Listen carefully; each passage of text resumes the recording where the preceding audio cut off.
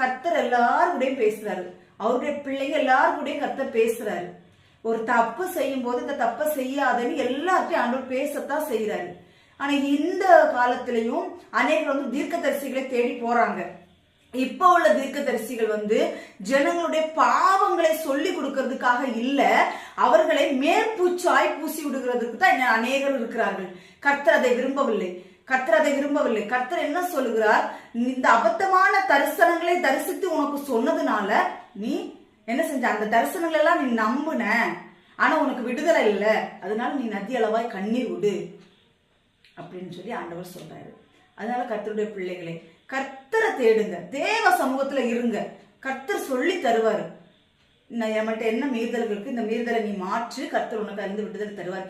இப்பெல்லாம் எந்த மனுஷனை நம்பி நீங்க போக கூடாது. ஏன் அப்படின்னா மனுஷங்க எல்லாரும் இப்ப என்ன ஆயிட்டாங்க அப்படின்னா மக்களுக்கு அந்த பாவத்தை